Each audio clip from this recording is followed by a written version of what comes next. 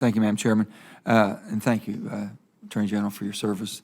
Intelligence reports prior to January 6th riot warned Capitol Police that supporters of President Trump were actively promoting violence and targeting Congress itself. The Department of Homeland Security specifically notified Capitol Police that they had identified a map of the Capitol's tunnel system and online messages between Stop the Steal supporters, and the FBI field office in Norfolk also warned the Capitol Police. But however, the Capitol Police Inspector General also found a lack of consensus among key officials about whether these reports indicated specific known threats. As you both know, it's impossible to prepare to respond unless without much reliable information as possible. So my question would be, in your position so far, do you feel both your departments have been sufficiently receiving and relaying threat information with each of the other federal departments? We seem to have a disconnect, and sometimes that's very costly, as we've seen.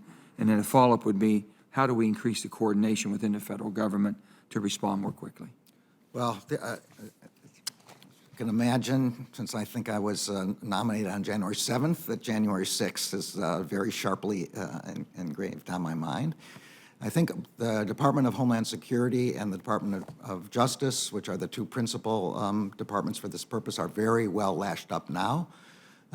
We have joint task forces along this whole area, and the National Security Council has engaged both of us in the involvement in the assessment of the domestic violent extremist threat.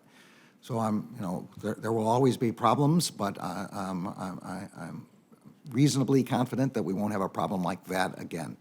Now, with respect to the Capitol Police and our relationship with them, to be honest, I don't know enough to know about that. This has certainly raised that issue. And I will go back again and speak with the FBI director on exactly how that's been done. But I think there's no excuse at this point for that kind of clear connection not to be made. Do you know how many people have been arrested to date? Do I know how many? Do you all have a figure on that? Like off the top of my head, within some margin of error, it's about 456, something like that. And how do you have? There will be many. There will be more. I was about to say many, and I don't want to say that. You know, we have a very good method of finding the additional people who are inside the Capitol, and I would call it crowdsourcing, thanks to the omnipresent videos that everybody took, and even private citizens have posted. How many prosecutions have we had so far? We've charged 400. Charged 400. Okay. Has anyone been sentenced?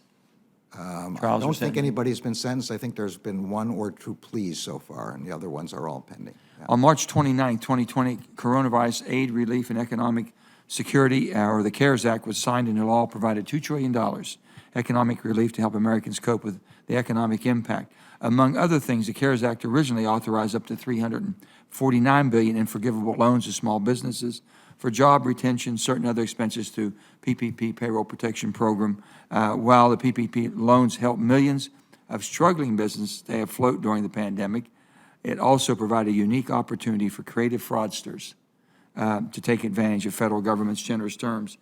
So I would go down quickly to say, I think you know where I'm going with this, and if you can explain to me how we are doing on that, because I've some of the numbers I have seen has been unbelievable.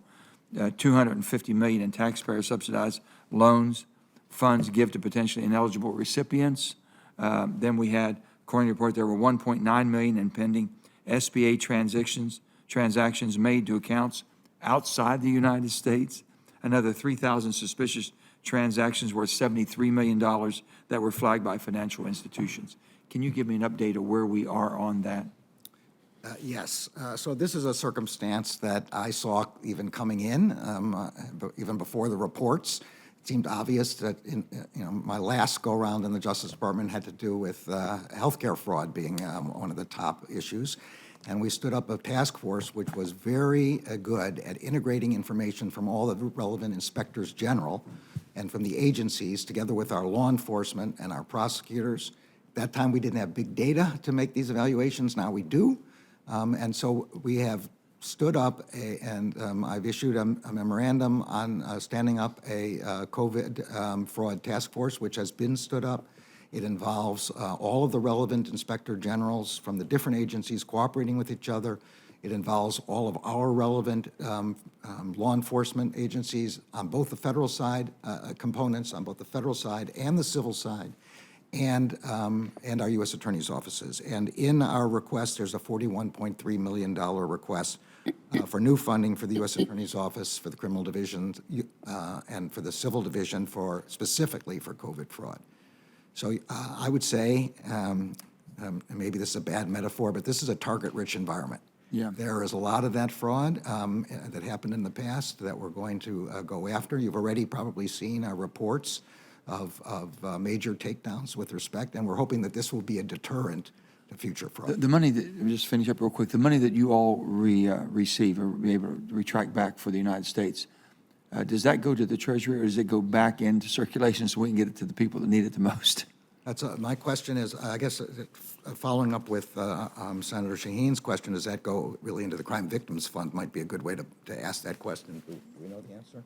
Can you, maybe, that's okay, if you don't have it. you We'll, can get we'll us- look into that. But, Please do. But the bottom line is, before it even goes into that fund, the first thing is restitution. And restitution to the specific companies or individuals Right. who were defrauded if it's a private fraud. Right. Yeah. Okay, thank you, sir.